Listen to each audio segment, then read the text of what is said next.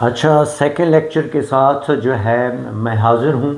पहले लेक्चर में हमने टू और वेरी का फ़र्क समझा। अब हम एज़ और सो का स्ट्रक्चर और उसमें डिफरेंस समझेंगे कि हमने दोनों में से किस को कब इस्तेमाल करना है। देखिए, सबसे पहले जो एज़ का स्ट्रक्चर है या सो का स्ट्रक्चर, उसमें पहली बात तो वही है जो हमने वहाँ पे सीखी कि सो और एज़ के बाद हमने पॉजिटिव डिग्री ऑफ एडजेक्टिव इस्तेमाल करनी है और पॉजिटिव डिग्री ऑफ एडवर्ब इस्तेमाल कर सकते हैं। ठीक हो गया। तो मिसाल के तौर पे, और एज का जो स्ट्रक्चर है, एज तो अपने बाद हमेशा एज के स्ट्रक्चर के साथ जाता है। एज जो है अपने बाद हमेशा एज इस्तेमाल करता है। For example, he is as brave as Ali. अब यहाँ पे हमने ब्रेवर इस्तेमाल नहीं किया बल्कि ब्रेव इस्तेमाल किया, और दोनों साइड पे हमने एज इस्तेमाल किया। इसी तरह अगर हम एडवर्ब इस्तेमाल करते हैं, he runs as quickly as I do. दूसरा हमारा स्ट्रक्चर क्या हुआ कि हमने एडवर्ब इस्तेमाल किया क्विकली, ना कि क्विकलियर, पॉजिटिव डिग्री, और दोनों साइड पे हमने एज इस्तेमाल किया। अब जो है हमें कैसे पता चलेगा कि हमने यहाँ पे सो एज क्यों नहीं लगाया। देखें, जो सो एज का हमारे पास जो स्ट्रक्चर है वो तब इस्तेमाल होता है अगर सेंटेंस में नॉट आ जाता है, तो फिर हम सो और एज का स्ट्रक्चर फॉलो करते हैं for examination point of view according to British English. पहले भी मैंने आपको कई बार बता चुका हूँ, American English is very flexible.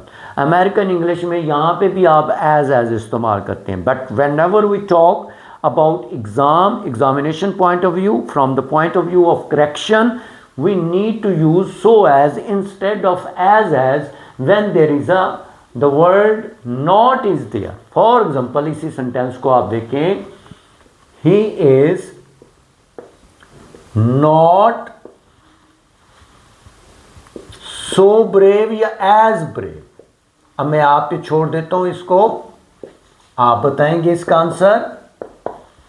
तो यहां पे अब हम देखेंगे स्ट्रक्चर, क्या सेम स्ट्रक्चर है, there is some difference. Difference क्या है कि यहां पे आप ये देखें कि यहां पे नॉट की एडिशन हुई है। इस वजह से अब हम करेक्शन पॉइंट ऑफ व्यू से एज को, एज की फ्रीक्वेंसी यहां पे कम हो गई। हम इसको गलत नहीं कह सकते। हम अगर हम लगा देते हैं is not as brave as Ali, this sentence is also correct, but from examination point of view we talk about frequency. तो हमारी फ्रीक्वेंसी ये है कि हमने यहाँ पे नॉट की वजह से सो एज को प्रेफर करना है from examination point of view, कि जहाँ पे नॉट आ जाएगा तो हमने सो एज का इस्तेमाल करना है। इसी तरह अब जो है सो एज का एक और स्ट्रक्चर सो दैट का स्ट्रक्चर होता है, सो और दैट। इसका मतलब सो का एज हो गया स्ट्रक्चर, फिर हो गया हमारे पास so as when there is a knot, और सो दैट कब इस्तेमाल करेंगे, सो दैट तब इस्तेमाल करेंगे जब आगे क्लॉज होगा। और क्लॉज क्या होता है बच्चों, कि क्लॉज में आपके पास सब्जेक्ट और वर्ब का होना ज़रूरी होता है। तब हम क्या इस्तेमाल कर सकते हैं, सो के बाद हम दैट भी इस्तेमाल कर सकते हैं, और सो के बाद हम एज भी इस्तेमाल कर सकते हैं। For example,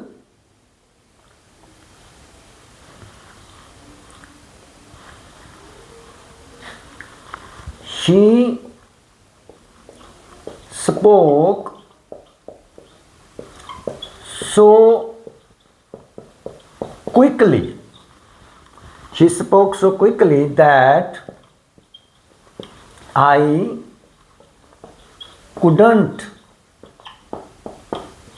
hear her। अब देखिए हमारे पास जो सो दैट का भी स्ट्रक्चर होता है, तो यहाँ पे हमने सो इस्तेमाल किया, यहाँ पे हमने दैट इस्तेमाल किया है। देखिए क्विकली के साथ हमने यूज़ किया, डिग्री तो वही चल रही है, positive first degree. She spoke so quickly that I couldn't hear her. अब आप ये देखें, ये सब्जेक्ट खड़ा है, ये वर्ब स्ट्रक्चर खड़ा है। तो जब सब्जेक्ट वर्ब का स्ट्रक्चर होता है तो हम सो के बाद दैट का भी इस्तेमाल कर सकते हैं। ये इसका दूसरा स्ट्रक्चर हो गया, सो एज होता है और सो दैट का इस्तेमाल हम कर सकते हैं।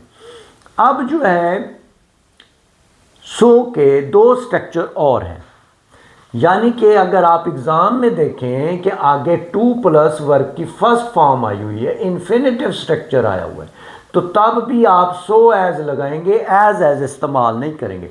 सो as to get, so as to play. तो जब इन्फिनेटिव स्ट्रक्चर आता है तो सो एज इस्तेमाल होगा, एज इस्तेमाल नहीं होगा। फॉर एग्जांपल यहाँ पे एग्जांपल नोट करें, he went early so as to get good seeds. फिर सुने, he went early so as to get, ये टू गेट की वजह से ये भी सो एज के साथ आया। अच्छा, सो का एक और स्ट्रक्चर होता है हमारे पास जिसको हम इन्वर्जन स्ट्रक्चर कहते हैं। इन्वर्स हो जाता है, वर्ब पहले आ जाता है और सब्जेक्ट जो है वो काम बाद में इस्तेमाल होता है।